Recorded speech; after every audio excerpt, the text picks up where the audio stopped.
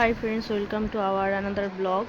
আজকে আরেকটা নতুন রান্নার রেসিপি আমি তোমাদের সাথে শেয়ার করছি। খুব বেশি হাইফাই কিছু রেসিপি নয়, এটা একটা সাধারণ ডিমের ঝোল। তার জন্য আমি আগে ইনগ্রিডিয়েন্টসগুলো কেটে রেডি করে নিচ্ছি। প্রথমে আলুগুলো ভালো করে খোসা ছাড়িয়ে তা পিস পিস করে নিলাম। পেঁয়াজ কুচিয়ে নিয়েছি, টমেটোটাও কুচিয়ে নিয়েছি। এই যে দেখো, ইনগ্রিডিয়েন্টসগুলো আমি আগে থেকে রেডি করে নিলাম। এরপর আমি মিক্সারে লঙ্কা, আদা, পেঁয়াজ, রসুন এগুলো ভালো করে মিক্স করে নিয়েছি, পেস্ট করে নিয়েছি, একটা স্মুথ পেস্ট করে নিলাম। তারপর আগে থেকে ডিমগুলো সেদ্ধ করে নিয়েছিলাম। এবার কড়াইতে তেল দিয়ে আলুগুলোকে ভালো করে ভেজে নিলাম।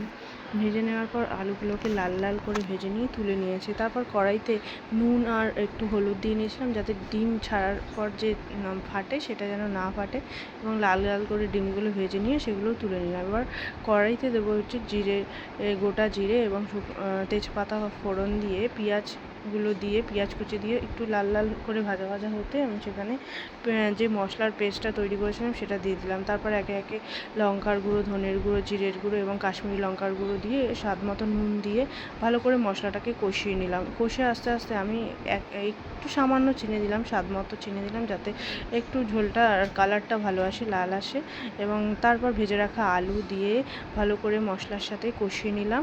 এবার তেল সাথে সাথে আমি এর মধ্যে একে একে ডিমগুলো সব দিয়ে ভালো করে আলু আর ডিম দিয়ে মশলার সাথে ভালো করে কষিয়ে নিয়ে, এবার তেল যখন ছেড়ে এসে মশলাটা কষে এসেছে, তখন আমি গরম করে রাখা জল দিয়ে ডিমের ঝোলটাকে ভালো করে ফুটিয়ে নিলাম। দেখো, রান্নার ঝোলের কালারটা কত সুন্দর এসেছে।